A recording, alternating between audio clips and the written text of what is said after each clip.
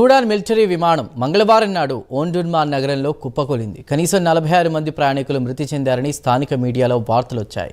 మృతి చెందిన వారిలో పౌరులతో పాటు మిలిటరీ సిబ్బంది కూడా ఉన్నారు. కాగా ఈ విమానం ఉక్రెయిన్లో ఓ కంపెనీ తయారు చేసింది. అంటోనోవ్ అనేటువంటి ఈ విమానం సూడాన్లో సైద్నా ఎయిర్ బేస్ నుంచి ఉత్తర ఓండుర్మాన్కు బయలుదేరింది. విమానం టేకాఫ్ అయిన వెంటనే కుప్పకూలింది. అయితే విమాన ప్రమాదానికి గల కారణాలు మాత్రం ఇప్పటి మిలిటరీ అధికారులు వెల్లడించలేదు.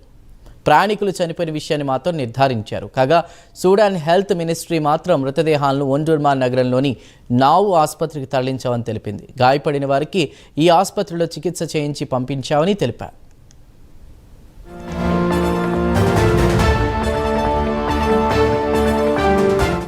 ఇక సూడాన్లో ఏప్రిల్ 2023 నుంచి అంతర్యుద్ధం జరుగుతోంది. అక్కడ మిలిటరీకి పారామిలిటరీ ర్యాపిడ్ సపోర్ట్ ఫోర్సెస్కు మధ్య తరచూ యుద్ధం జరుగుతోంది.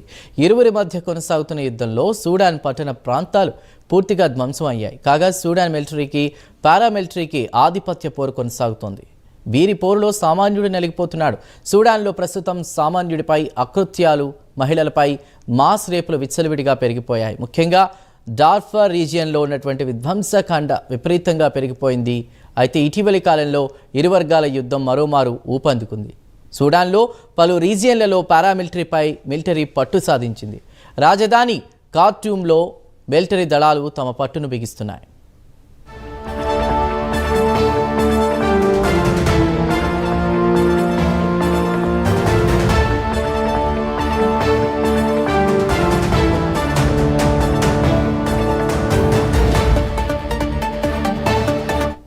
తాజాగా ఓండుర్మాన్ నగరంలో కూలిన విమానం కూడా మిలిటరీకి పారామిలిటరీ మధ్య జరుగుతున్నటువంటి ఉద్రిక్తత కారణాల వల్లే కూలిందన్న టాక్ వినిపిస్తోంది.